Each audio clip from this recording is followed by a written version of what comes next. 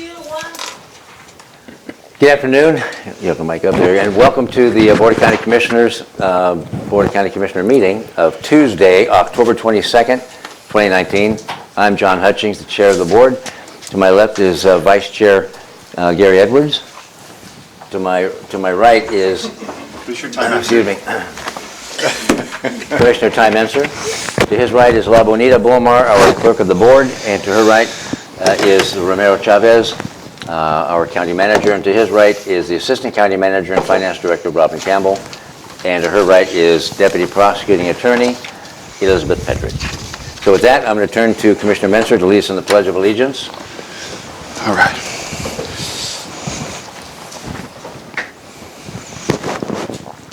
I pledge allegiance to the flag of the United States of America and to the republic for which it stands, one nation, under God, indivisible, with liberty and justice for all.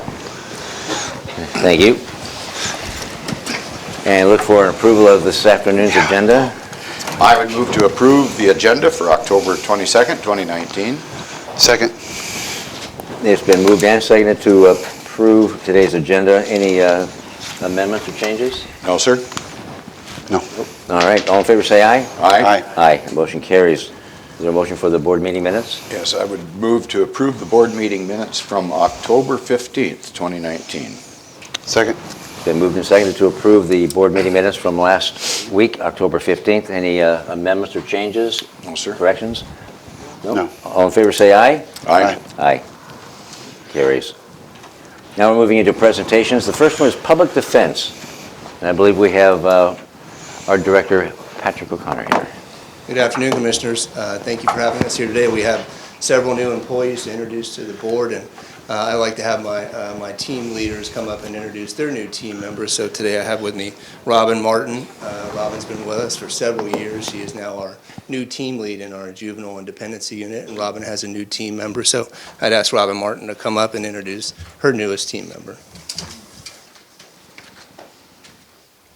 Good afternoon.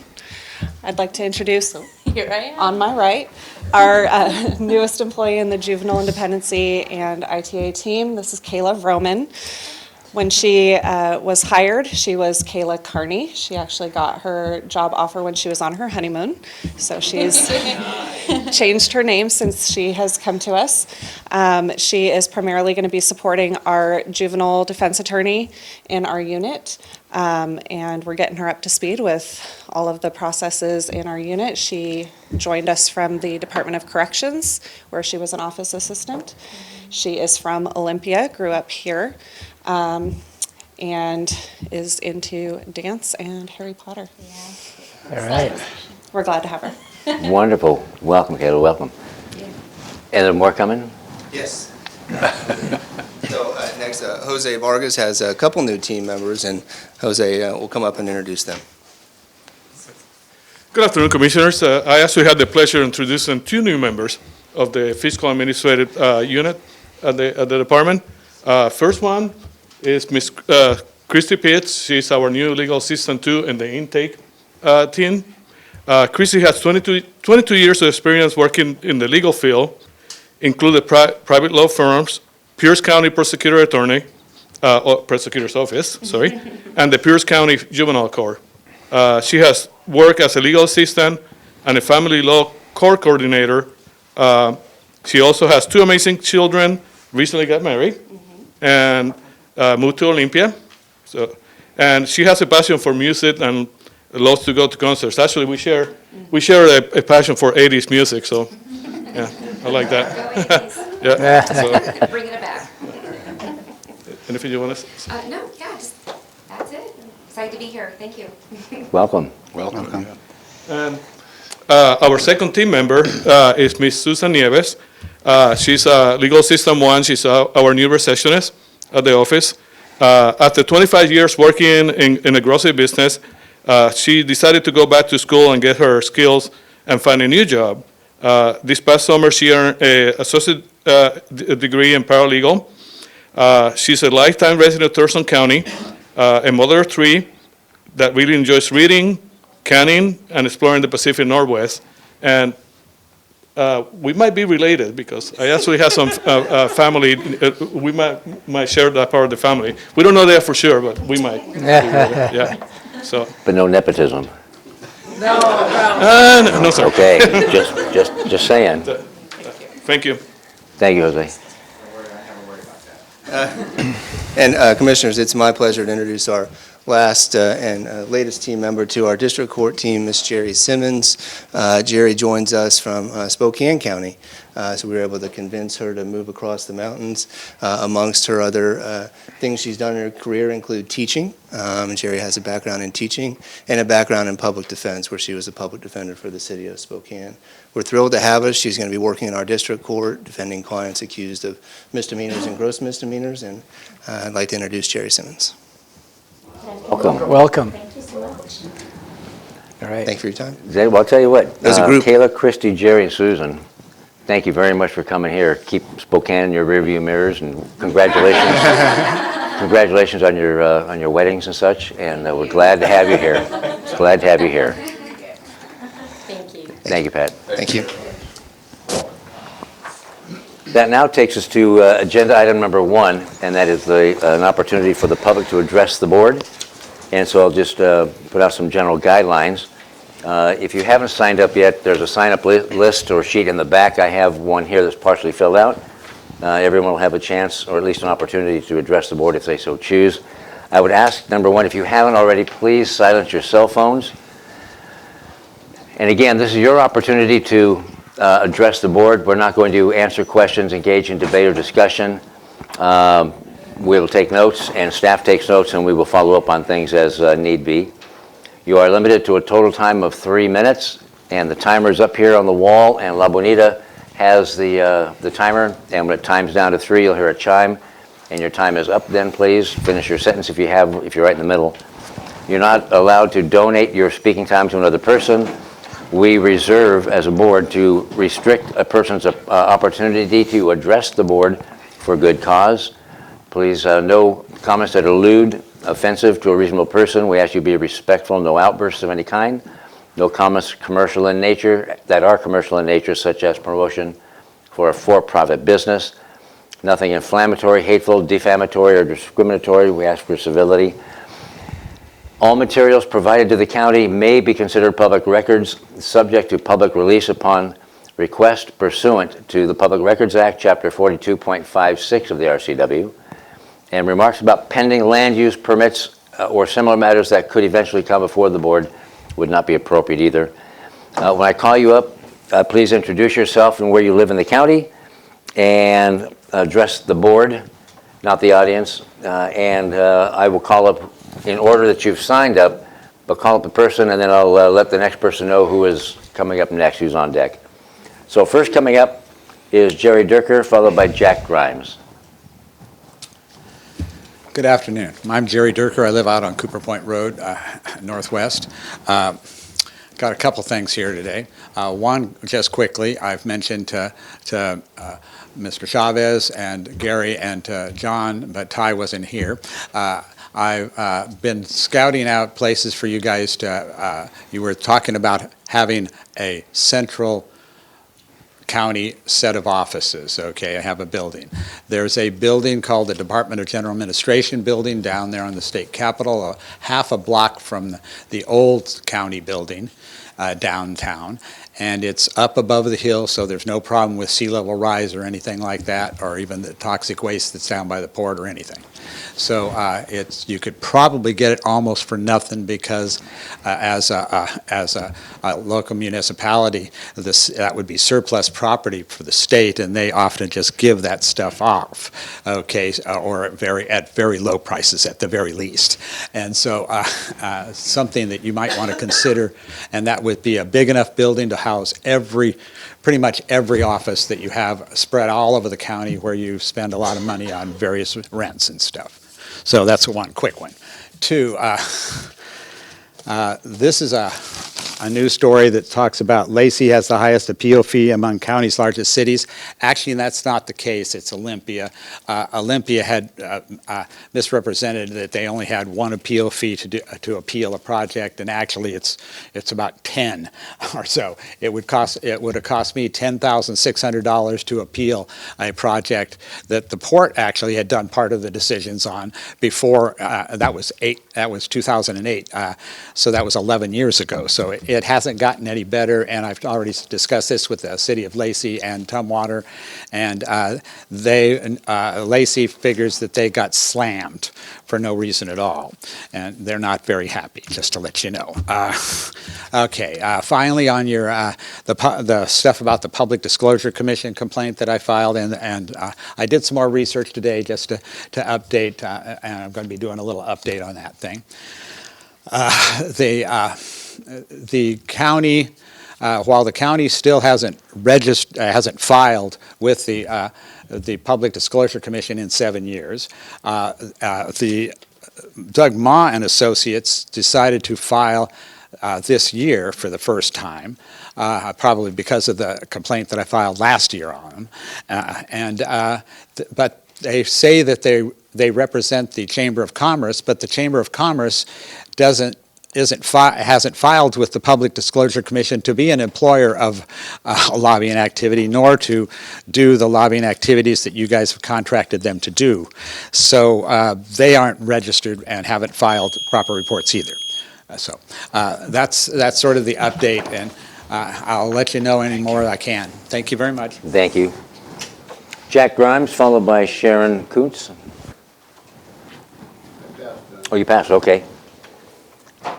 Okay, just like it says here. It just, you said no, and I didn't see it. I'm going to walk up more slowly this time. There you go. Sharon, followed by Glenn Morgan. A little more careful today, thank you.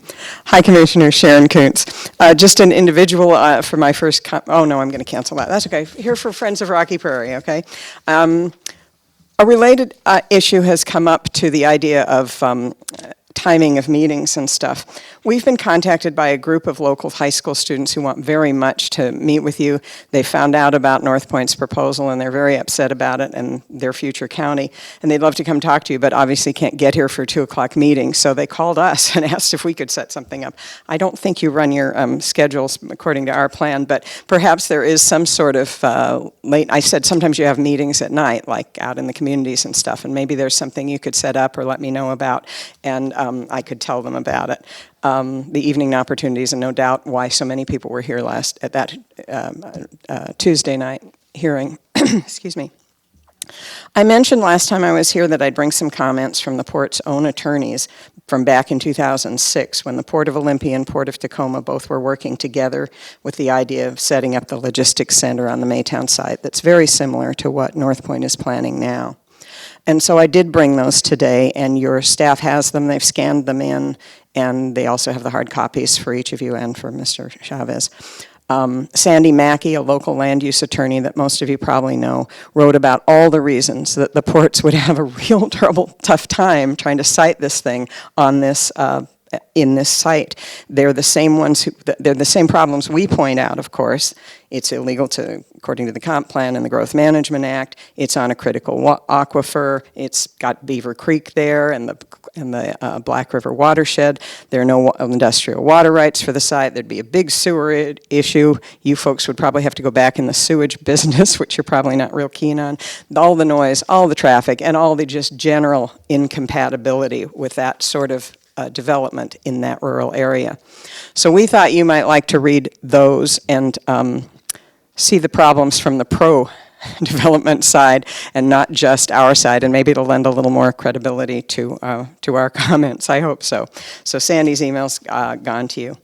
And just in case anybody out there is suffering from the illusion that we'll tire of this, and to quote Dylan Thomas, go gentle into that good night, they'd be wrong. And our coalition, the name of which is to protect Rocky Prairie from North Point's industrialization. That coalition is growing, and we're happy that along with the local groups such as the Sierra Club, whom you've heard from, the national group, the Center for Biological Diversity, has officially joined us and offered us help.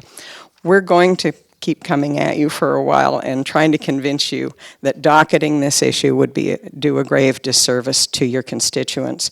And to remind you, that's going to go off and make me jump here. I'm going to wait 4 seconds and then I'll finish. Thank you. And to remind you that the county's already spent plenty of staff time studying the appropriate zoning for this site. Thank you so much. All right, thank you. Glenn Morgan, followed by John Pettit.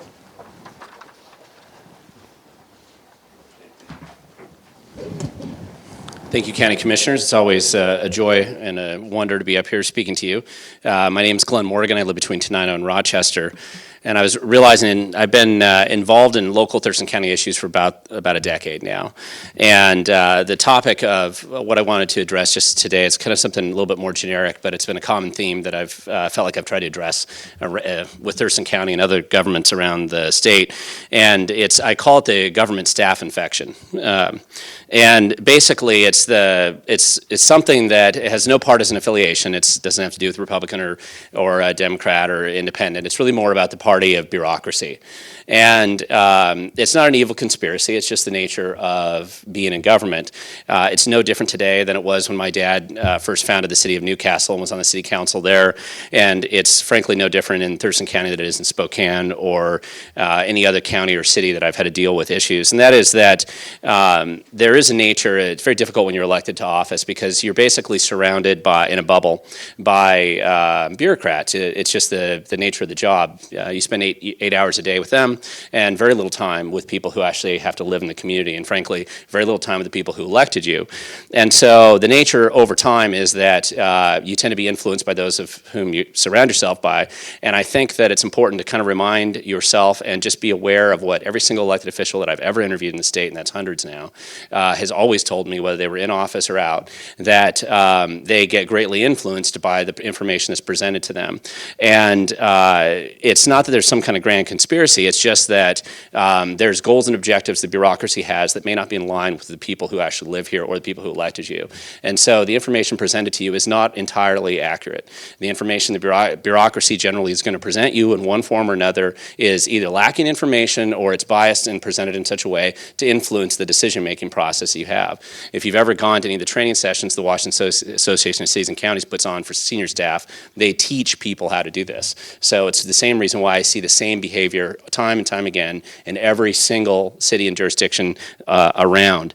And I just encourage you, I was always very impressed with Diane Overquill when she was county commissioner here for many years. She was always willing to challenge and question the information that was being presented to her.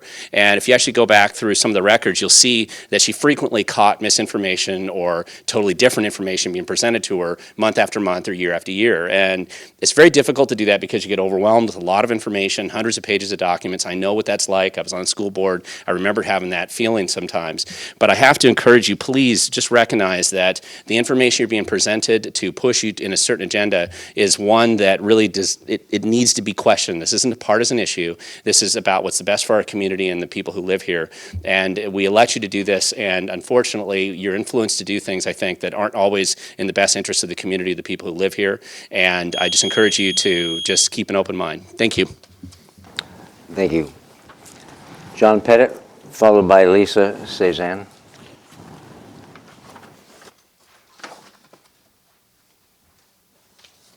Were you going to have me be a sign holder? Yes, you're going to be a sign holder. Okay.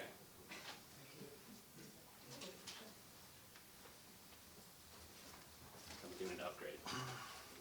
I'm going to hire you for something. There you go. Am I standing right there? All right. Good afternoon, Commissioners. My name is John Pettit. I live out off Rich Road in East Olympia. My topic for today is, yes, of course, I'm continuing to be concerned about the tax burdens that Thurston County is putting upon people, or even perhaps by joining forces to want to continue taxes that are existing that could be reduced. Because I don't think that, and I'm not sure it'd be directly anything to do with this, but virtually everybody up here, you're all in the $100,000 plus club for income. So I'm not sure you're really in touch with the real community that we have here. This particular sheet here talks about basically the issue about whether or not the system is broken. Are you going to add another straw to the back of the taxpayers? And the reason why, I'm going to move just back here. The reason why I decided that this was a good example was because I've heard commonly that, well, it's only this much more tax burden. It's not much. It's only this much more. Well, I think it's really important that you would note, when you want to look and see how the economy is, how the family structure is doing in Thurston County, you need to look at the children, because the children are a pretty good indication. If you take a look here, there's a percentage right here that runs down of what percentage of children in the schools are under the low income category. We measure that oftentimes for lunch programs. Well, when you see that, why we have 17,800 children in the low income category in this county, that the average comes out to being 40.5% is low income. Let's just say I throw a number out there of $12. That's a pretty big impact to a family if it's coming out of their pocket. They got to feed them. I know it's hard to understand. If you're making a lot of money, you don't have to deal with that issue. But this is a large group of people, a lot of households that are affected. Okay, I gave a copy to Mr. Romero. He'll give you all the copies of this. Now I have one more chart over here with 46 seconds. And we're going to talk a little bit about affordable housing. Everyone likes that word. It's a nice, fancy word. Affordable housing, what's it mean? 30% of your income devoted towards rent and utilities, housing. If you really take a look, the average income, the average rental in Olympia is about total costs almost $1,500 a month. To be affordable income for that, you need to be making almost $5,000 a month. What I guess I'm stressing is review the documents I give you, consider the burdens that you're laying upon people, and remember, we're not all $100,000 a year plus income people. Remember, you're representing all the people, not just the upper end. Thank you. And Lisa.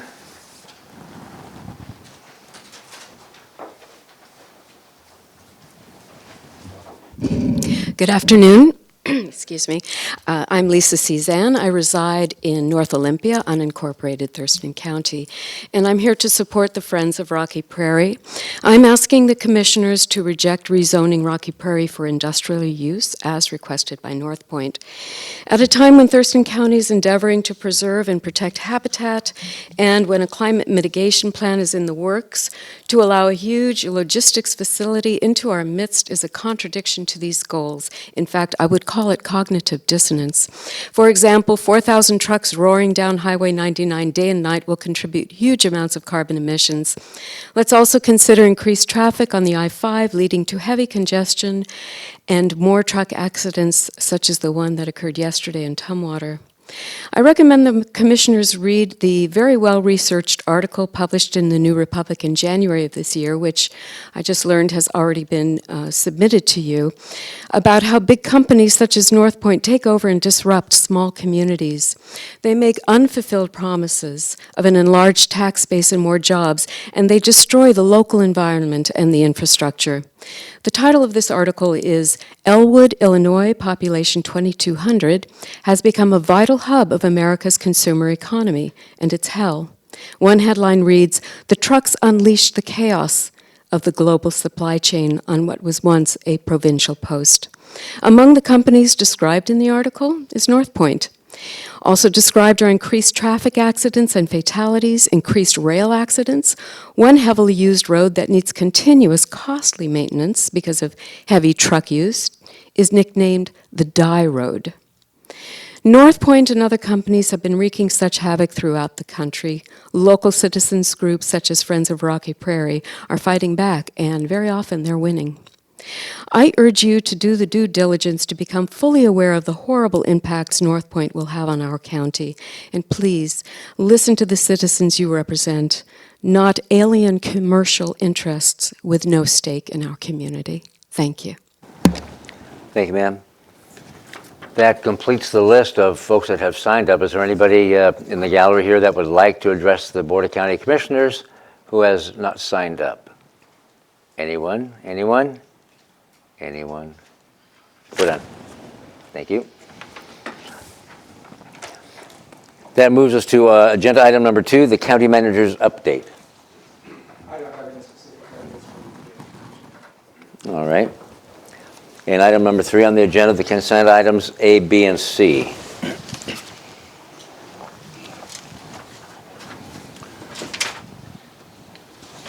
I would move to pass consent items A, B, and C. Second.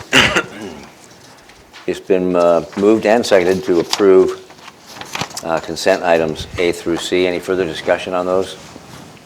No, sir. No. Nope. Okay, all in favor say aye. Aye. Aye. That motion carries. Thank you. Agenda item number 4, emergency services, resolution for the purchase of defibrillators.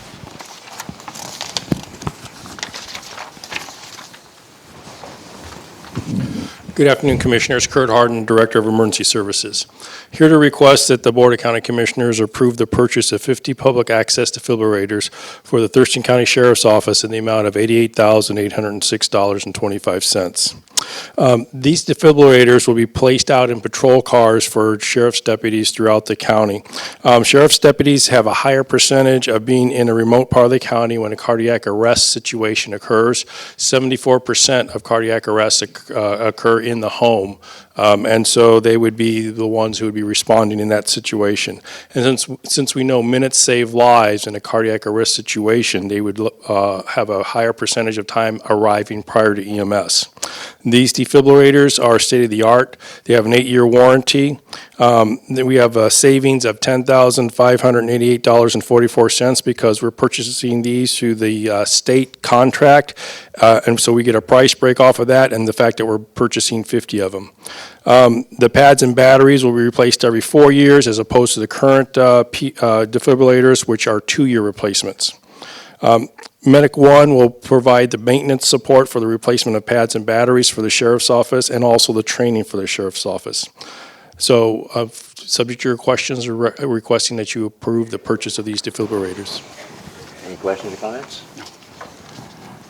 Did you mention the, I was just going to mention, Commissioner Edwards, that the EMS Council recommended approval of the purchase of these devices for the Sheriff's Office during the budget preparation last fall. And this is within the Medic One budget. And my only request is I'm looking at the very back of the room to the Undersheriff Tim Brand for a head shake. Okay. Good. Thank you, sir. Yeah, it's a very good thing. okay.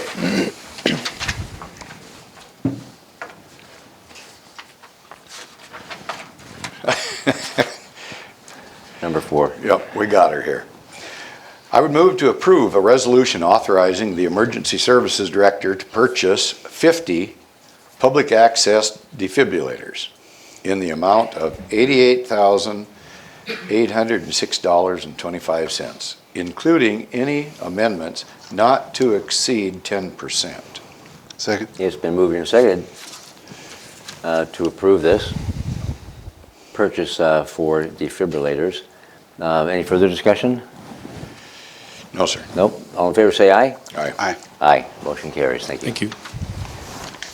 Item number 5, Public Health and Social Services, the Criminal Justice Treatment Account Health Care Authority contract. Good afternoon, Carrie Hennon, Public Health and Social Services. I am here today to ask for your approval of a contract with the Washington Healthcare Authority for criminal justice treatment account funds. Per statute, CJTA funds must be spent on substance use treatment and recovery support services for individuals with charges filed by a prosecuting attorney. The contract year runs on the state fiscal year, so this is a contract from July 1st, 2019 to June 30th, 2020 in the amount of $239,327. I was here a couple weeks ago and you approved a plan for how we will spend those funds. That plan was developed as required under the statute by representatives of a lot of different law and justice partners within the county. I didn't have the contract at that time from the state agency, so this sort of fits with that action that you took a couple weeks ago. A few weeks ago, that didn't make much sense to me, and now it does. So we've had several items here in the last month, so thank you. And I guess we have went over this numerous times now. And although we can always do better, this is a step in that direction.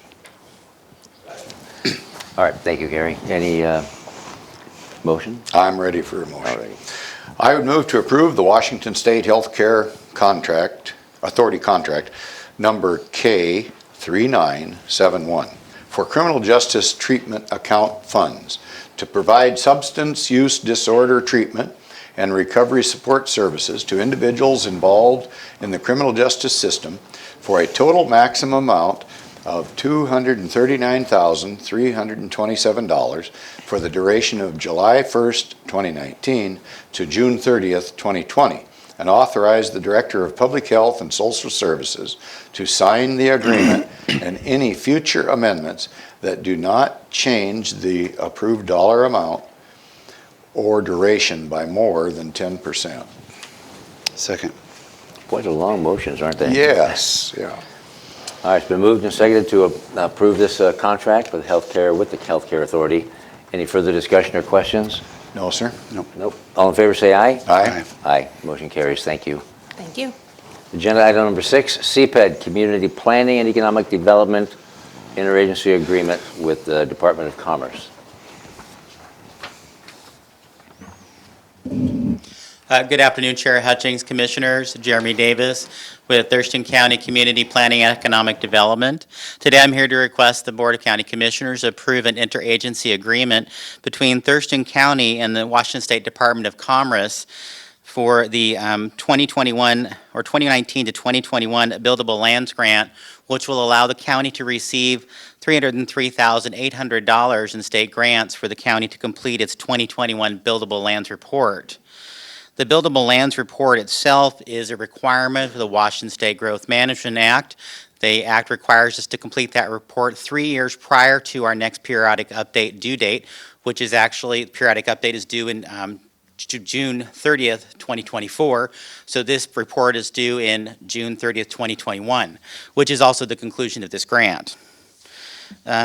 In the 2019 to 21 budget, the Washington State allocated $3 million for non-competitive buildable lands grants to all of the 7 buildable lands counties in Washington State. Those 7 counties include Thurston, Snohomish, King, Pierce, Kitsap, Whatcom, and Clark counties. These are the 7 highest growth and the largest counties outside of Spokane County in the state. Of this funding, $13,000 will fund existing county staff for project management and participation in related state agency studies in fiscal year 2019 to 2020, and $15,000 for 2020 to 2021. The remaining $278,800 will fund Thurston Regional Planning Council to complete the required work. Thurston Regional Planning Council has prepared past buildable lands reports for Thurston County since they were first required by the state of Washington. I believe it was in 1997. And from TRPC today, just so you know, I have Michael Ambrosi, who will be the project lead there. Thank you.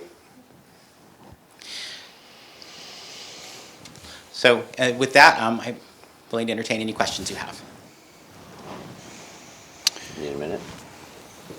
So item A, 6A, is receiving a grant.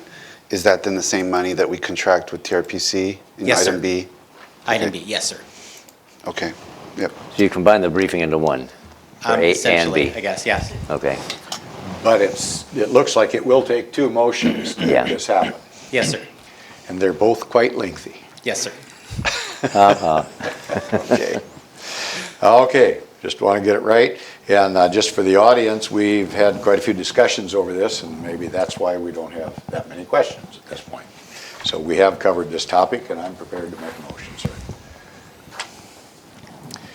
Okay, I would move to approve an interagency agreement with the Washington State Department of Commerce for the 2019-2021 Buildable Lands Grant to receive grant funding in the amount of $303,800 for Phase 2 work on the 2021 Buildable Lands Report, and to authorize the Community Planning and Economic Development Director to execute the agreement, all amendments, and any additional funds up to 10% of the $303,800 if more grant funding becomes available.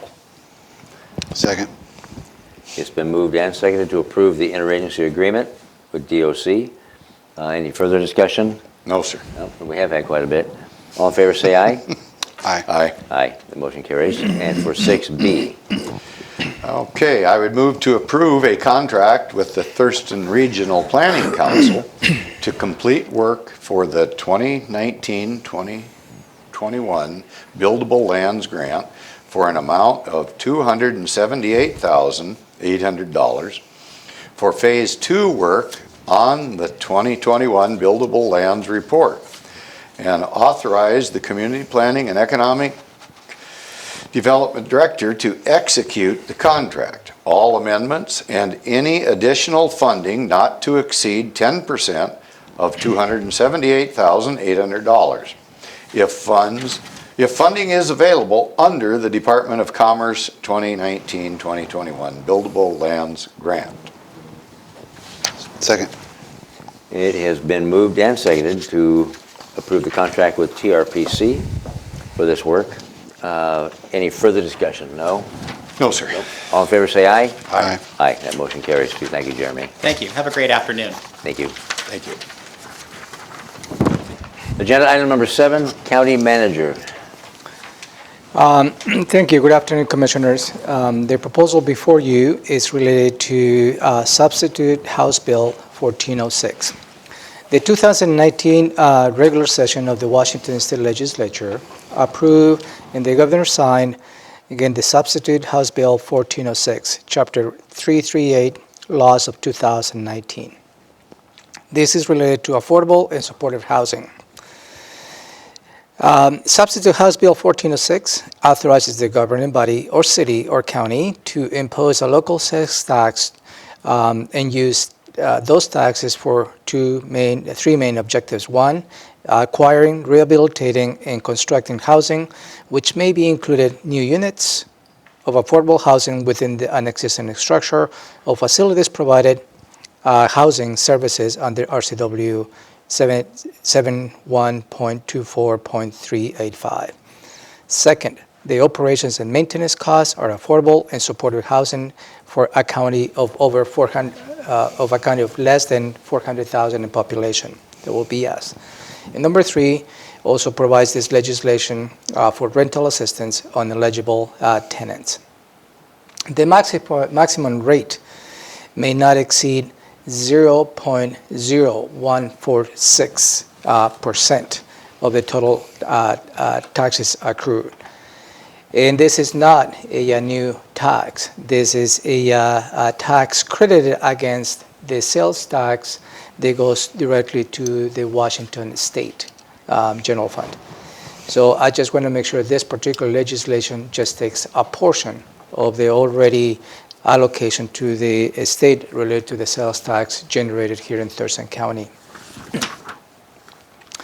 Also, substitute House Bill 1406 authorizes the county and cities to enter into an interlocal agreement for the purpose of pooling the tax monies received, pledging these taxes to bonds issued by one or more parties to the agreement and allocating those proceeds in accordance to the local agreement.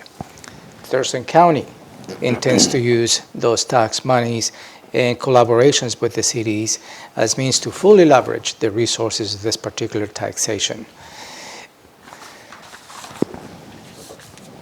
Thurston County, for every 100 extremely low-income households, there is only 15 units available and affordable. 15% of renters are cost burdened by paying more than 30% of their income in rent, and 20% of renters are severely cost burdened by paying more than 50% of their income.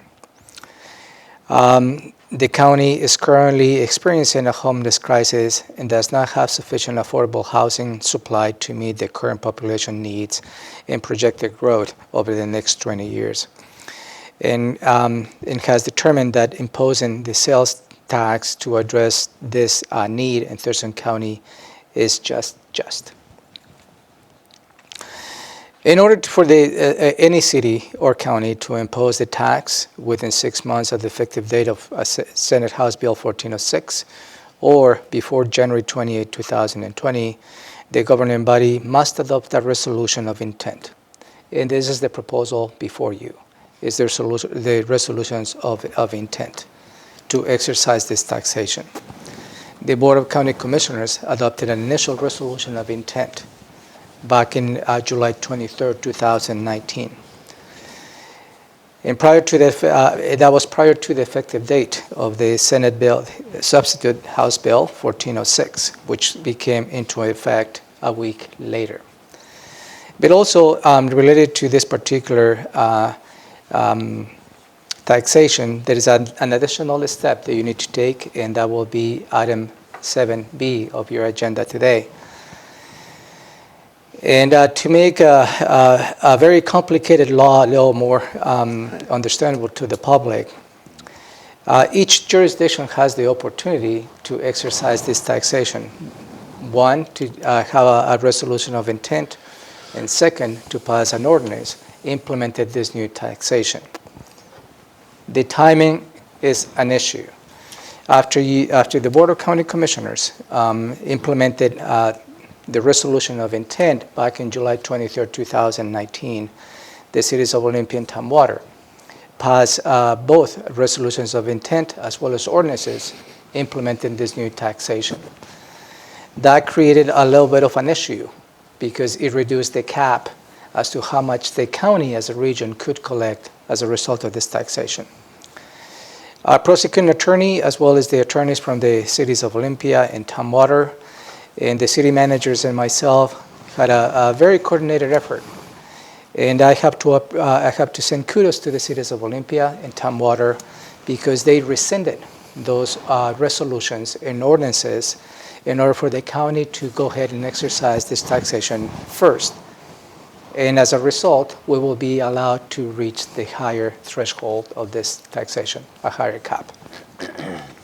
So that is in gist of this particular taxation. Again, the first item, 7A, it will be for you to consider declaring an intent to exercise this taxation. And 7B will be an ordinance in which you will exercise this taxation. Any questions? I covered both items. You did, and just to reiterate, so the public knows, this is not a new tax. No. And it's kind of odd, although the state has legal representation that advise them on things, I would imagine, that they would use the word impose a tax, but it's not an imposition. It's we're retaining a piece that we would normally pay to the state. Right. So it is very complex and complicated. Any questions or comments? Just if folks are trying to figure out why this law is structured in this very complicated way, ask your state legislator, not us, because I don't think we understand. We're just trying to grapple with it and get resources for Thurston County to invest into affordable housing. And that was quite a dissertation, sir, so I won't go into maybe some other issues that could be addressed that maybe aren't addressed. Auxiliary dwelling units and other things like that. Affordable housing, that's kind of an oxymoron when you're doing business with the government. Seems like about 25% of the cost of housing is government. So, but I'm sure it's a step in the right direction, and we have discussed this quite at length over the last month. So I'm prepared to make a motion. I would just add, thank you, Commissioner Menster, for mentioning, at least directing the public, if they have any questions, go to the legislators about that, because it was delivered to us at local levels, and we are given a specific set of time frame and timelines to get this done. However, the Attorney General has until June to interpret what the resolution means and what the law means. And which June of next year. Of next year, yeah, which baffles my mind, but it shouldn't. So yes, I'm ready. Thank you. Okay, and this action will take two motions. The first one being, I would move to approve a resolution declaring the intent of Thurston County to adopt legislation to retain a portion of the sales and use tax currently collected by Washington State in Thurston County for affordable and supportive housing in accordance with Substitute House Bill 1406, Chapter 338, Laws of 2019. Second. It's been moved and seconded to pass this resolution. Any further discussion? No, sir. Nope. All in favor say aye. Aye. Aye. That motion carries. 7B. I would move to approve an ordinance relating to local sales tax or use tax, authorizing the maximum capacity of the tax authorized under the provisions of Substitute Housing Bill 1406, Chapter 338, Laws of 2019 for affordable and supportive housing, adopting a new chapter 5.50 of the Thurston County Code, Affordable and Supportive Housing, Sales and Use Tax, requesting compliance with RCW 82.14.055, directing the clerk of the board to transmit the adopted ordinance to the Department of Revenue, and requesting the county manager to report annually to the Department of Commerce on the collection and use of revenues received. Second. Been moved and seconded to adopt this ordinance. Any further discussion? No, sir. Okay, all in favor say aye. Aye. Aye. Motion carries. 7C, setting a public hearing for Citizens Commission on salaries for elected officials. Commissioners, for your consideration is for you to set up public hearing, for you to receive public testimony next Tuesday, October 29, 2019, at 3 in the afternoon for proposed changes to Thurston County Code, Chapter 2.118.080. Also, this motion is requesting the board to waive the 20-day legal notice requirements in order for you to hold that public hearing. The revised Code of Washington 36.17.02 establishes the authority to the legislative authority and requires for any county to establish a salary commission. Thurston County Code, Chapter 2.118, sets forth the rules and regulations for which the Thurston County Citizens Commission on Salaries of Elected Officials are stated.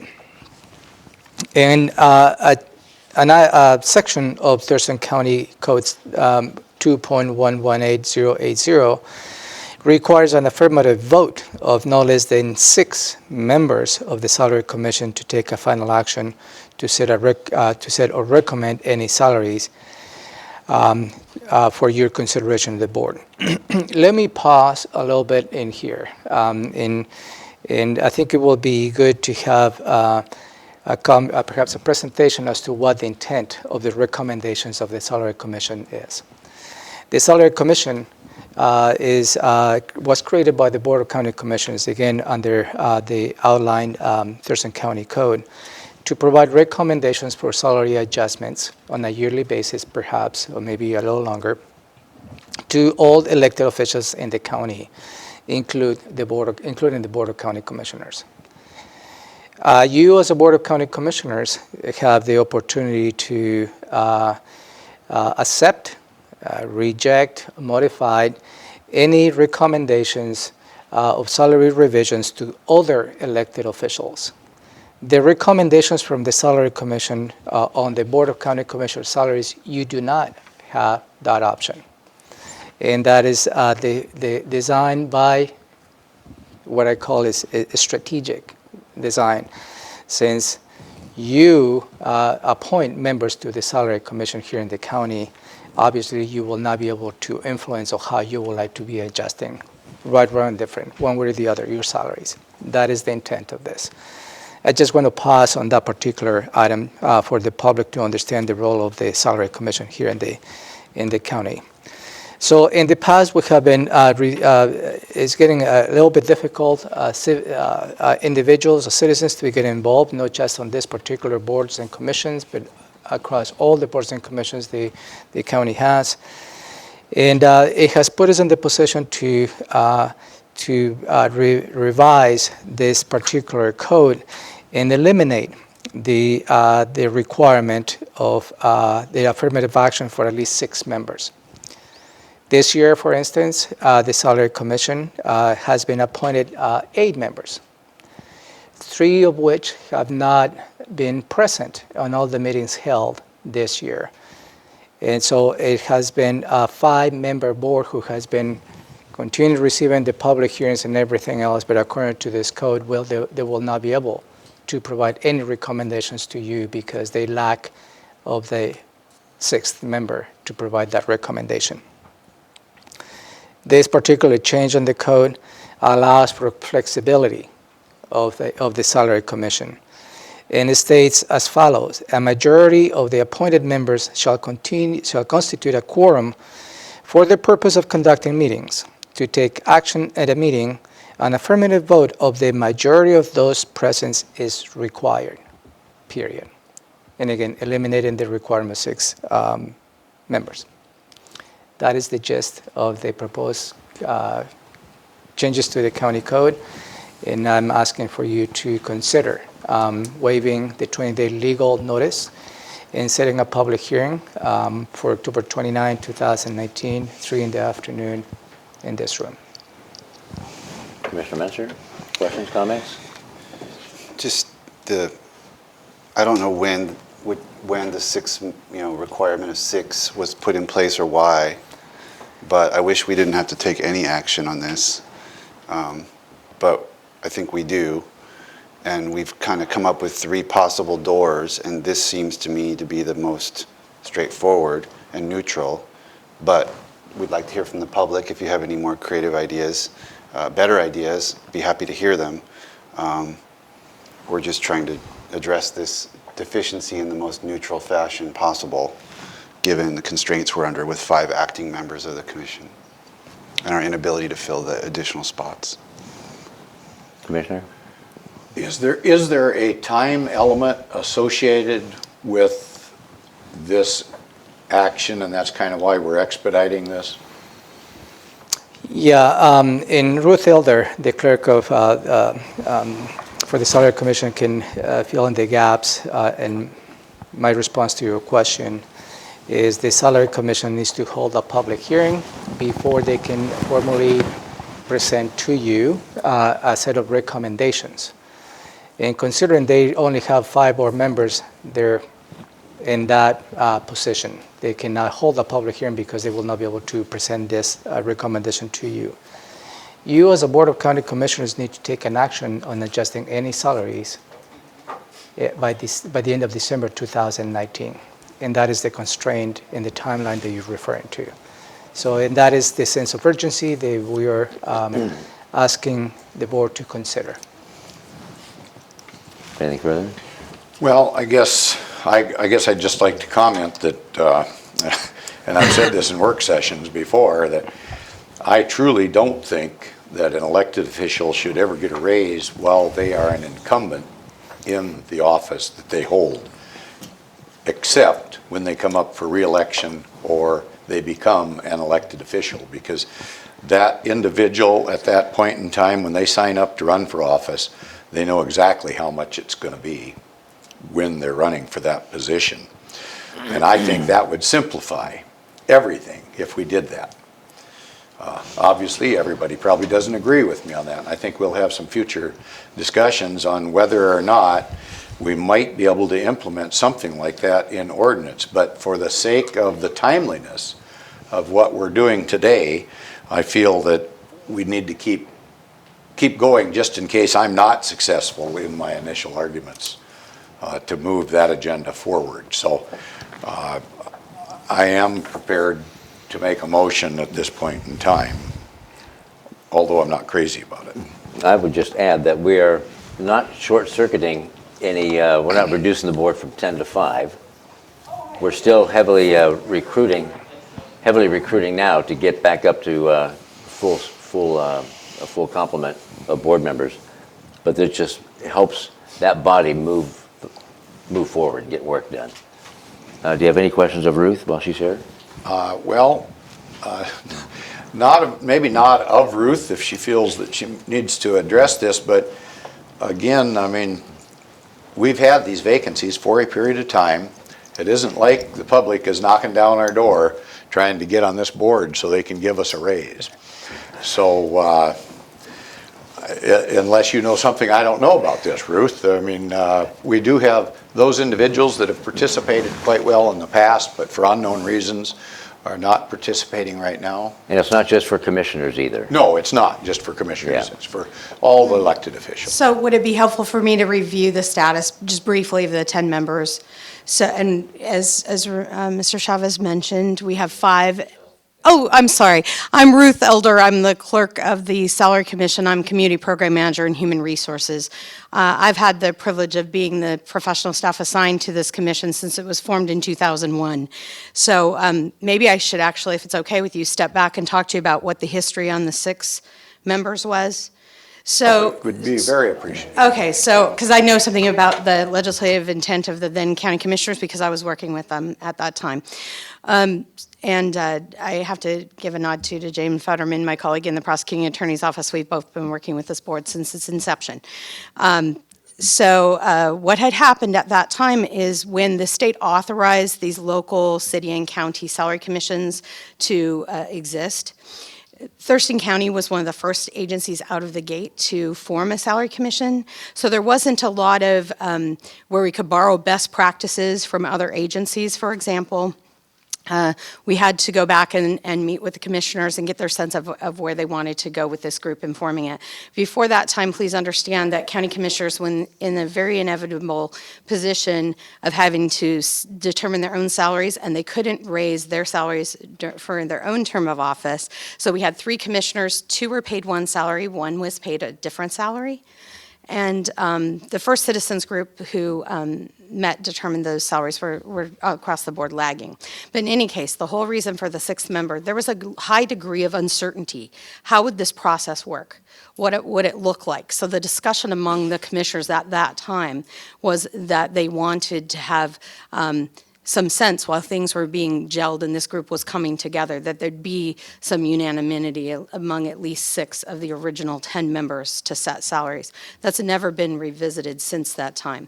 And we have from time to time over these many years struggled with just keeping an adequate number of people on the commission. And then remember, that's 6 people agreeing. That's required by the current ordinance. So even if we had the full 10 members, you'd have to have 6 agree, or if you had 6 members, 6 would have to agree. Obviously, when we have 5 actively participating, that's a particular challenge. We have 3 persons, one of whom who had participated in previous years had some personal issues and has not come back to the group this year. We also had 2 members that were appointed when the group was in recess from its last year's process to this year, who we have not seen at this year's meetings. So that's 3 of them. And then, as you know, there's the 2 professional positions that the commissioners select, one representing the legal profession and one representing the business community. And we have had a number of inquiries about those, and I'm real hopeful you'll get some applications for those soon. Oh, good.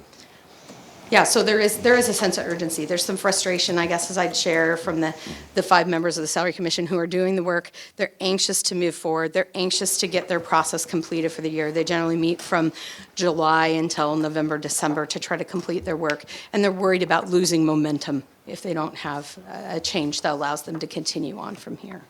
Any other questions? Very good information. Ready for motion? I'm ready for a motion. Thank you, Ruth, thank you for herding cats for us. I would move to waive the 20-day legal notice requirement and set a public hearing for October 29th, 2019 at 3 p.m. or as soon thereafter as the matter may be heard. Building 1, Room 280 of the Thurston County Courthouse to accept public testimony on proposed amendments to the Thurston County Code, Chapter 2.118.080, Citizens Commission on Salaries for Elected Officials. It's been moved and seconded to set a public hearing. Any further discussion on this? No, sir. Nope. All in favor, say aye. Aye. Aye. Aye. That motion carries. Takes us to item 7D, where commissioners report on their own committee assignments and such. And we have 1 minute till public hearing. Wow. I did a lot of things this last week, so I'm not even going to start because I have a list of about 15 community events, and it was everything from schools to climate change to the JBL and Day of Service to attending the homeless RV meeting in Lacey, to lot employee appreciation, Orca recovery. It was a crazy week, so just be aware I'm very busy working and starting to gain information and support things on community's behalf. So, Commissioner? I'll just, I've got 10 seconds. I'll do clean water and code revisions for my week. And mine was JBLM, our men and women soldiers coming down to deliver services, volunteer services to the county. And I applaud our schools for what they're doing for our children and the school nonprofits, what they're doing for our kids. And I'll leave it at that. I also have a full sheet, but no time. County manager. Briefly, Commissioners, starting now, you have 2 public hearings. One is for you to receive public testimony related to the proposed 6-year transportation improvement program for 2020 to 2025. The second public hearing is related to Initiative 976. At 5:30 in the afternoon on room 152, you have another public hearing related to the regular property taxes for the purpose of a new courthouse and regional administrative building. October 23rd, tomorrow, 9 in the morning, you have an executive session related to the periodic update of the comprehensive plan. 2 in the afternoon, tomorrow, you have a briefing related to proposed changes to Title 25. That is related to impact fees. Thursday, October 24, 8:30 in the morning, you have a meeting with the jail resources team where all the law and justice partners come around the table and report some of the activities they have done in order to reduce the jail population. 2 in the afternoon, you have an opportunity to say goodbye to one of the long-term employees and emergency services, and that is located at 9521 Tilly Road South. Friday, October 25th, at 1 in the afternoon, you have from 1 to 3, you have a Commissioner's Office team building event. And the theme of that team building event will be a pumping carbon competition. And so the offices of the Board of County Commissioners will be closed for 2 hours.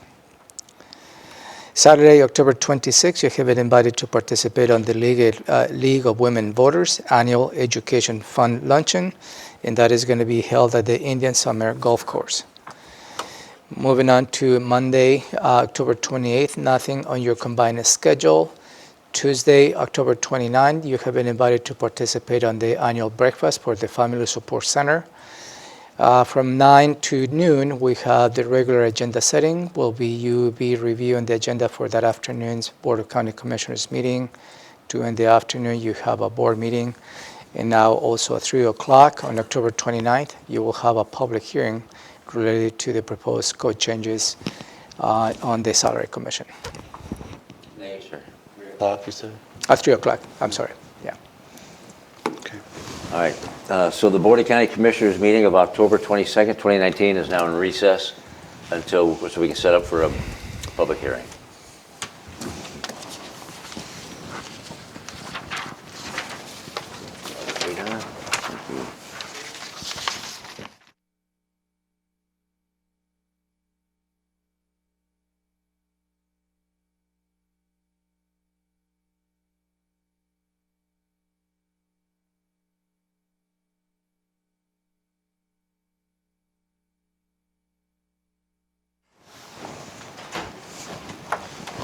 Okay, is that this one? Yeah.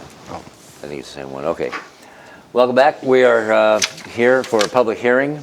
It's October 22nd, 2019, and it's 3:04. I'll call it 4 in the afternoon.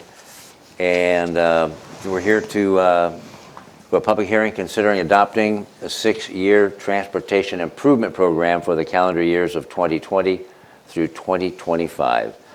So the purpose is, pursuant to state law, the Washington Administrative Code, the county is required to adopt a 6-year transportation improvement program and annual road program each year. The proposed programs include various roadway construction and planning projects, including but not limited to bridge replacements, bicycle and pedestrian facilities, and roadway upgrades.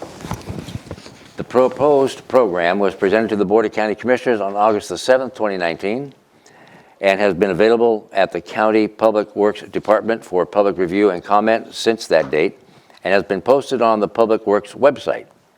In addition, the proposed program was made available to the Chambers of Commerce, community and neighborhood groups, and interested citizens.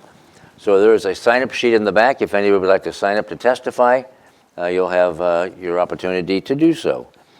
You'll have 3 minutes to testify. I'll be calling the names out for oral testimony. When you hear your name, please come forward to testify. State your name and address for the record. And your time may not be donated to another party. And we're going to consider adopting a 6-year transportation improvement program. So this public hearing is now open, and we have a staff presentation from Scott Lindblom. Here we go, Scott. County Engineer. Give us background and answer questions. Good afternoon, Commissioners. I'm Scott Lindblom, County Engineer with Thurston County. And as you mentioned, Commissioner, pursuant to Revised Code of Washington 3681121 and the Washington Administrative Code 13615, the Board is required to adopt a 6-year transportation program before adoption of the budget each calendar year. The Transportation Improvement Program, or the TIP as we call it, outlines the county's future plans for transportation improvements and projects. The TIP includes several different sections, and I'll run through very briefly. Firstly, it includes a summary of our legal and regulatory framework that guides our program. It includes a summary of our revenues and expenditures. It includes our annual road program, which is essentially the first year of the TIP. It includes a 6-year list of projects and programs. Also includes a 20-year capacity projects list. And finally, it includes our annual bridge report. Adoption of the TIP and the annual road program authorizes the county engineer to approve right-of-way plans for specific projects in the TIP and in the annual road program. Including projects in the TIP allows Public Works to seek and be eligible to secure funding and proceed with work on projects where funding is already available. The proposed program continues to be qualified upon the availability of financial support, and one which is minimal given the needs of the county. As you mentioned, the draft TIP was presented to you in August. One project was identified and pulled out of the bicycle and pedestrian program and added as a separate project to the TIP. That's the Carpenter Road pedestrian improvements, funded with $350,000 of real estate excise tax. The proposed program has been made available, as you pointed out, to neighboring jurisdictions, the public, and has been on our Public Works website. In addition, the notice of this public hearing has been published in the Olympian on October 10 and October 17. The 6-year Transportation Improvement Program is consistent with the county's strategic plan and meets initiative number 6, which is proactively shape a strong, diverse economy that provides equitable access to opportunity, and initiative 8, which is support robust and well-maintained infrastructure systems for a thriving economy. And with that, I open it up to any questions. Any questions for Scott? If we put, as we move forward, when we put issues on the plan, it doesn't mean that we have to do all of those issues, does it? Yeah, correct. All those projects? Right. The TIP is a long list of projects that we hope to complete. Some of the projects don't have full funding secured. Those are often shown out in the last 3 years of the TIP. But to be eligible to receive a lot of the grant funding, it has to be on the TIP to begin with. Okay. So that's part of the, hopefully that answers your question. Yeah, it does. Okay. If we have a program that we're working on, a project that we're working on, and then grant money dries up suddenly, what do we do? If grant money dries up for a current project? For a proposed, well, yeah, we would get awarded money, but if the state then, for some reason, says, oh, there's no more money, we're not going to give you the full grant. If it was a grant we'd already received and the state was taking money back, I'm not sure how that would pan out. Hopefully the state would be able to follow through on their commitments, but the state can do what the state can do. And Okay. I'm not sure if there's a specific example you're thinking No, about. and I don't want to go any further with it. Okay. I'm just basing my question on a statement that a state representative had made about if you have any projects, they may not get completed. So, you Yeah, kind it of may answered. depend on where we are in the process, if we've obligated funding or not. And there are some projects that we haven't started on yet where the grants have been awarded, but we haven't obligated the funding yet, so. Okay, we'll leave it at that. All right. Yeah.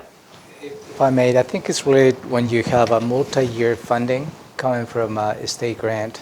Let's say you have funding for engineering in 2019, acquiring the right-of-way in 2020, and construction in 2021. Then the future funding may be in jeopardy, and I think that's what probably the gist of that comment that you're referring to. All right, thank you. And maybe I'd just follow that up one step farther. I know there's a bypass project in Yelm, for an example, state project. And they've got about half of that project done. It's being driven on every day. And if we lost funding for the rest of that project, I guess it maybe would happen sometime in the future, because I do believe they've made some of the right-of-way purchases, but it would certainly, lack of funding would certainly delay that project for a long period of time. Any other questions of Scott? No. No, all right. Thank you. I'm going to ask people now to come up in order that you have signed up. And the first one is Glenn Morgan, followed by John Pettit. Again, you have 3 minutes, and please give your name and address for the record, or the whereabouts in the county you live is all. Great.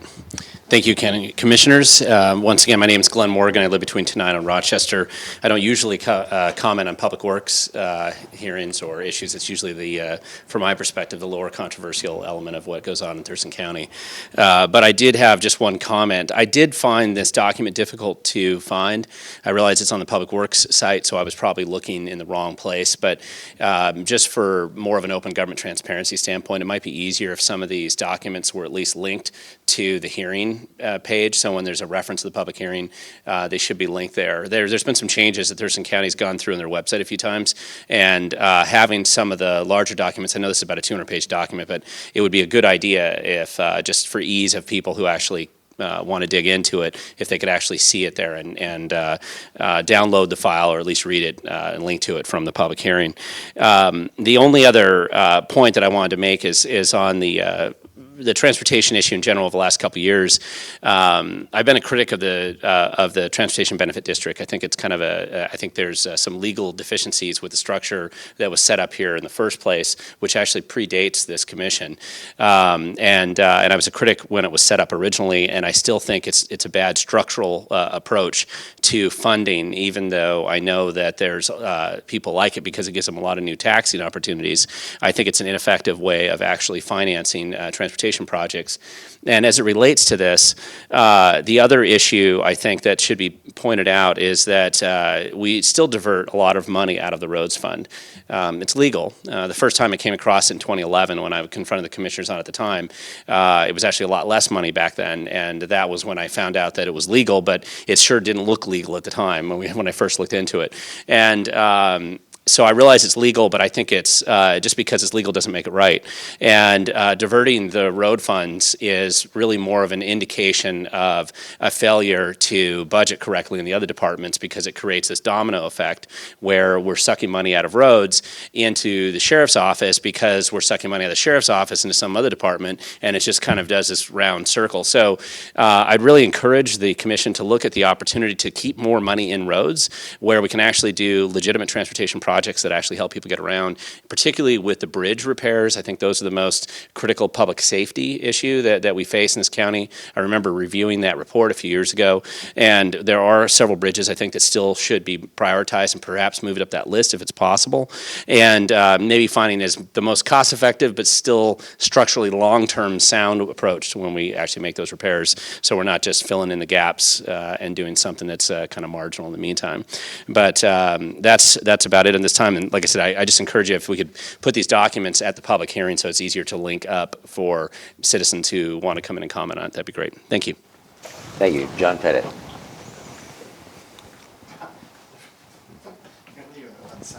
saw that. Good afternoon, Commissioners. My name's John Pettit. I live out in East Olympia. First comment I'm going to make is real simple. I love my road. It was one of these projects that Thurston County got involved in, and I have this wonderful blacktop road surface out there and lots of spots for bicycle people to go, and it makes it a lot safer. Okay, so we got some positives in there. I'm gonna throw this in as a positive too. I think that in the overall program, I have to say I truly believe that the roads department has excelled and done a great job with what they've been able to have to work with. Now, that being said, I would agree with Mr. Morgan, previous speaker here, who gave reference to the Transportation Benefit District. I believe, and I've stated this many times, the district should have been abolished when there was no actual debt to it. In fact, it's kind of an interesting process when you actually take a look and you read the minutes of the meetings and everything, because you created your own taxing district as such, which has never had a project, but has run up $100,000 over the year of expenses and never had any income. So according to the law, if you don't have any debt, then you're supposed to dissolve the district within 90 days. Now we're down the road about, I don't know, 5 years. I don't know what it is exactly. It's just a long time for something that was supposed to be dissolved. It doesn't mean you can't start it again in the future if it was necessary. But why would it be necessary? It would be necessary particularly if you're taking money out of the road funds, which is all unincorporated Thurston County, and diverting it over to other purposes. And when you do that, the intent of the road tax is to do what? Take care of the roads. So if you don't have enough tax there because you divert it, the last thing I want to see is people creating new taxes to raise more revenue because they have taken money away from an account before. It's kind of like just the shell game. Ultimately, who ends up paying it? Us citizens. All of us, everybody, if it was Transportation Benefit District, that looks like a real nice hanging piece of fruit there. You can get $20 a piece, maybe $40 a piece per every license plate. I'm going to encourage you. All of these things affect the overall program. As I showed you a little bit earlier in a previous presentation, we have a lot of low-income people. People that don't need to have more expenses. Use our tax money effectively. So, thank you. That exhausts the list of people who have signed up. Is there anybody in the audience that would like to address the board on or testify on this public hearing regarding the 6-year Transportation Improvement Program? Anyone? Anyone? Anyone? Okay. That one's done. And so, is there a motion? Go ahead, Am I allowed the liberty to ask the county manager Certainly. something on this? Yep. When was the Transportation Benefit District put in place? That was December 2014. Thank you, that's. Okay. So is there a motion to close? Okay, I would move to close this public hearing. Second. It's been moved and seconded to close the public hearing. This public hearing is closed. And now I'm going to give the floor to County Manager Romero Chavez. Thank you, Commissioners. I would like to, for your consideration, introduce an amendment to the Transportation Improvement Program. And this is a pedestrian improvement on Carpenter Road that will be from the intersection of Martin Way heading north. It will be the pedestrian improvements will be on the east side or Carpenter Road. This particular project is associated with the Regional Transition Center. And this Regional Transition Center is intended to address some of the homeless issues at the regional level. This particular project was also discussed at the Regional Housing Council. The Regional Housing Council is composed of elected officials from the cities, the county, as well as the administrative staff from the cities and the county as well. This particular amendment includes $350,000 to complete those improvements, pedestrian improvements, And the source of funding for the $350,000 is proposed to be from the real estate excise tax 2. That would be the REIT 2. Following up on Commissioner Airwood's discussion, by you considering adding this particular project, you're not committing to do it, but at least give you the option to do something if the need arises to that level. Do you have any questions on the proposed amendment? No, we discussed it this morning. No, sir. I think we've discussed it adequately. So I will ask for the board to consider supporting this amendment. So, All right, thank you. So we're going to move on to the next public hearing. I will ask for you to Oh, vote right on the now? amendment. Oh, okay, there we go. I thought you were going to come back next week to us. No, I will ask for you to vote on the amendment. I would move to support the amendment as presented by the county manager. Second. It's been moved and seconded to accept your amendment for the road improvement there on Carpenter Road for about $350,000 that would come from REIT. Yep. I'm just paraphrasing. Any further discussion or questions? No, sir. All in favor, say aye. Aye. Aye. Aye. Thank you. Now? Okay, now. Now we're going to move on to the second public hearing, still October 22nd, 2019. And the topic of this public hearing is a resolution opposing Initiative Measure 976. Thurston County is seeking public input on a resolution opposing Initiative Measure number 976 concerning motor vehicle taxes and fees. There's a sign-up sheet in the back. If you haven't signed up and you'd like to, please add your name to the list. You will be given 3 minutes to testify. I'll be calling out the names for those who signed up. When you hear your name, please come forward and testify and identify yourself by name and or the area, not and or, but in the area in the county you live. Your time may not be given to another individual or donated to another individual. And now this public hearing is now open. We have a staff presentation by our county manager, Ramiro Chavez. Thank you, Commissioners. Initiative Measure number 976, also known as Initiative 976 or I-976, was submitted to the 2019 legislature. The 2019 legislature did not take an action on the Initiative 976, and as a result, it has been put on the November 2019 general election ballot. Initiative 976 will reduce transportation funding for projects across Washington State, eliminating the resources needed to fix safety and capacity needs on our highways and regional transportation projects.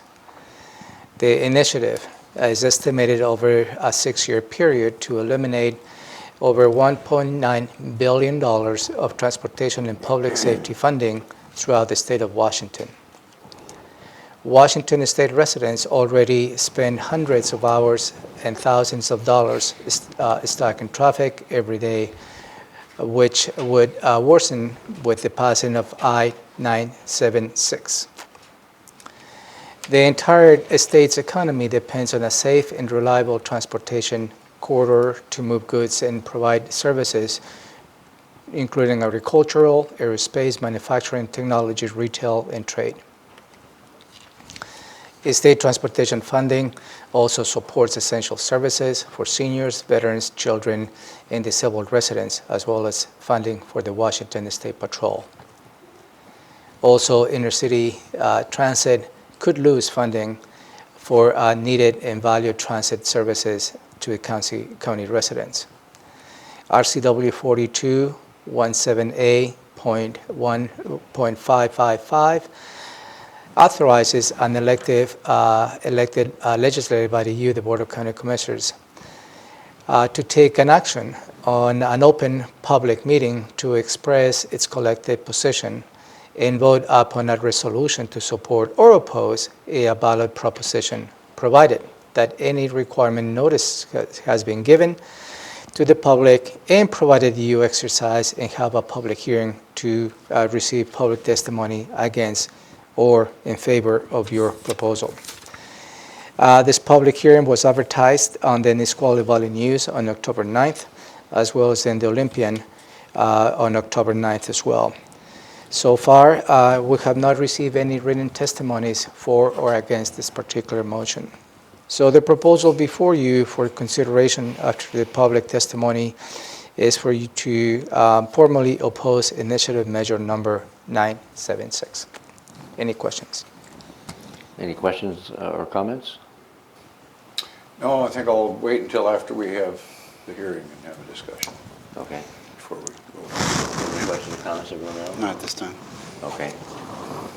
So I'm going to go ahead and ask the folks that have signed up to come forward to the podium to testify against stating your name and about where you live in the county. You have 3 minutes. And the first one is, oh, Glenn Morgan. You knew that. Followed by John Pettit. By the way, I did want to thank staff. They did send me that transportation plan. I just got an email, so I wanted to thank them for sending that over.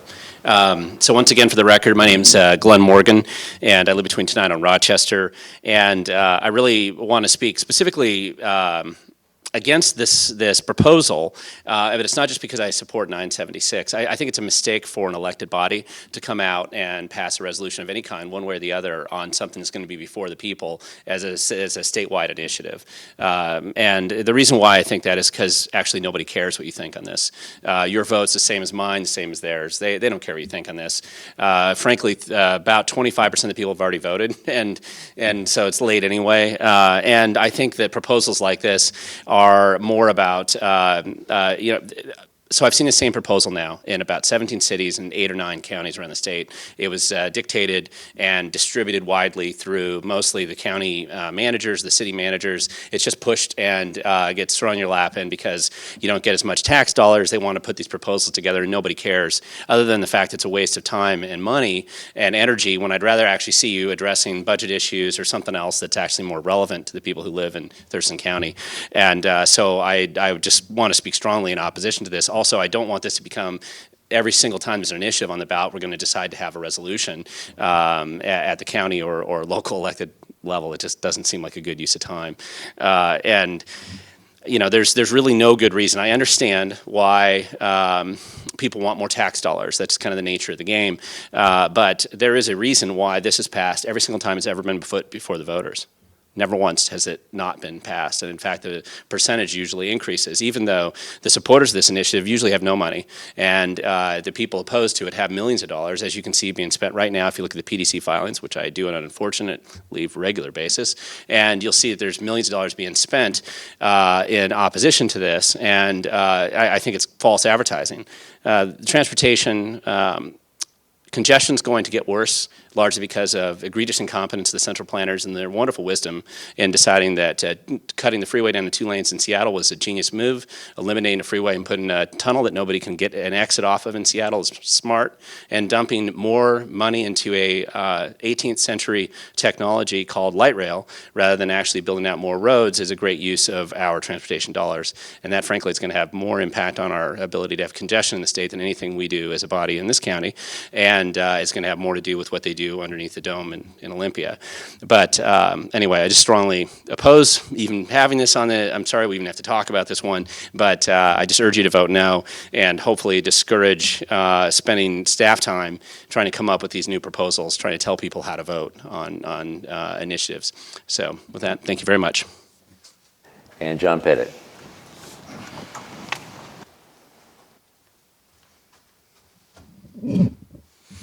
Good afternoon, Commissioners. My name's John Pettit. I live out in the Rich Road area, East Olympia. So I could approach this lots of different ways, but my first question is, who do you represent? Do you represent the government organization, or do you represent the people, the citizens? It's pretty simple. I think you were elected by the citizenry. They apparently, you valued their vote well enough that you accepted taking an office based upon them making a good decision. And yet, the idea that now you're going to direct them how to vote, I think that's done in a lot of countries, but normally we don't want to relate those type of values of that type of leadership in those countries that start having government indicate which direction you need to vote. You know everyone wants good roads. Everybody wants good roads. I love a good road. I love safe bridges. But the next question you might want to ask is, why would people be opposed, and why would they want to vote for 976? And it's real simple. It doesn't get much simpler. It has to do with this stuff here, money. They don't want to pay so much in taxes. Every time we turn around, we have another tax that we get to deal with. Now, Thurston County hasn't been hit as hard, for instance, as places up in King County, other places that have imposed these huge fees and elements. But I have to tell you, it's a little sad. I just got my son's renewal for his license tabs for his car. And it was like $90. And I thought, $90? Yeah, for him to drive the car. I pay enough in insurance already, but $90 for him to by the time you added that, and then you have to add a weight factor for the vehicle. The actual referendum here, it really is designed to take care of the lower weight vehicles and lift them from the burden of taxation. So in real hard dollars, how is Thurston County affected one way or the other? Well, not very much directly. Yes, in the overall state picture, maybe they're affected some.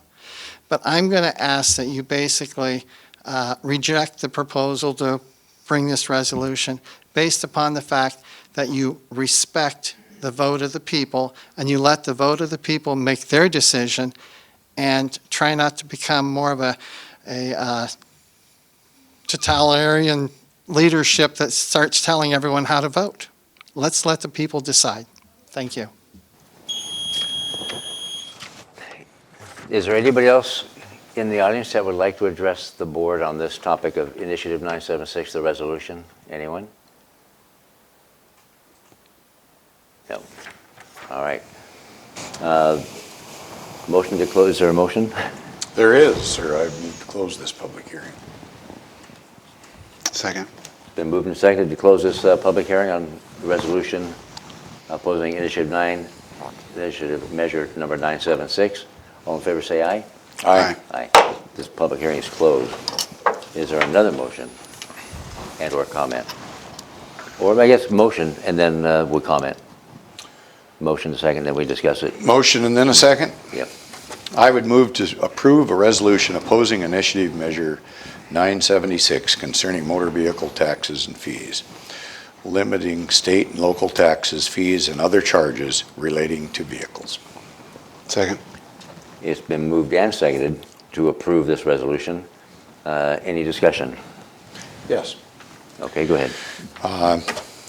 I think we're in a sad situation here where we're actually being blackmailed, I think is about the best way I can put it. I think I heard one of my fellow commissioners ask about what happens if something doesn't get additional funding, but it's already started through. And unfortunately, the state legislature could have dealt with this particular situation in a much more effective manner than the voters. And a case in point is over at the 510 bypass in Yelm. We had a train wreck here a while back, and the traffic was brought to a stop, a complete standstill in the Yelm community for several days. There were other accidents that took place on the freeway system when the freeway was blocked. And again, it was devastating to the community, to the economic engine of that community, and actually to the health and welfare, because there were people that couldn't get to and from appointments and doctor's appointments and such. And unfortunately, the legislature could have dealt with this, but they chose not to. We've got a 510 bypass project out there that's halfway through, and it's a road to nowhere if we don't finish it.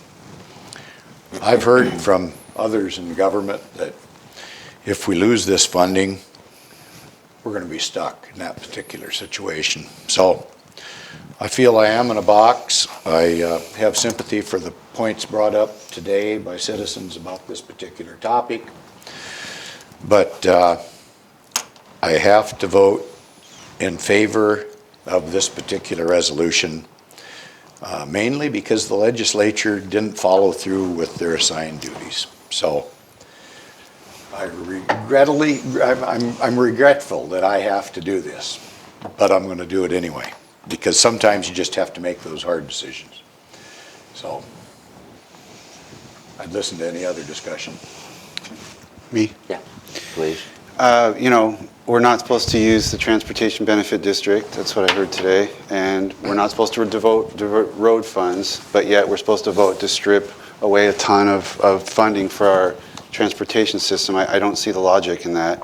I sit on the Intercity Transit Board, so I think from their perspective, there's important funding that is, Intercity Transit's really working hard to meet the needs of this community as it grows. We were at an event, I just mentioned this morning that Commissioner Edwards and I were at an event, Senior Services of the South Sound, and we heard what the rural transit system means to the seniors, that just to get to the senior center, and what it means to them to have meals with other seniors and keeping them active, getting to medical appointments.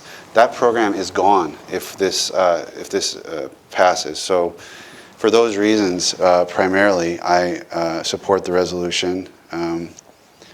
And I don't feel that I'm interfering with people's right to vote. They have the right to vote. They elected us to get really down in the weeds in a lot of issues. And so I think that our perspective, it might be of this much value, I get that. But I think it's a little bit more than zero. So I think it's worth letting the community know what their leaders think about this and how it'll affect us. Number one, hearing that, and I don't know how other jurisdictions across the state have done this, but I don't recall this being brought to us by staff. I think this was initiated by the board. It was me, actually. Thank you. It was not brought by staff as alleged, as it has been maybe in other cities or other jurisdictions.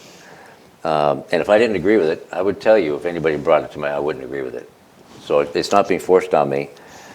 And to hear that nobody doesn't care how I vote, I take exception to that too.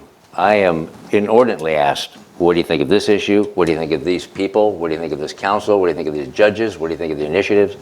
I was at PetSmart yesterday getting cat and dog food, and 3 people asked me, individual people, how are you voting on this, or what do you think of this? So I get calls all the time. People do ask and care for my opinion. I'm not telling them how to vote, but they ask me what I'm going to do and what I think. So do I, as a state of Washington resident, gain from this? Oh, you bet I gain from this. It's going to save me a ton of money. But as a resident of Thurston County, I have to stand in support of this opposition, or this resolution rather, because I know my family, my family and our kids drive these roads. And I'm really concerned about what will happen if that money just dries up, or what's going to happen with State Patrol if the money dries up going to them, because it's all about safety and public safety. So I support this resolution, and I'm ready for a motion. We had a motion. Oh, that's right. It's been moved and seconded. Okay, no further discussion? Comments? No, sir. Okay, all in favor say aye. Aye. Aye. That motion carries. Thank you. That's done. And now we're going to be in recess again until this evening's public hearing on resolution for the courthouse. We're in recess.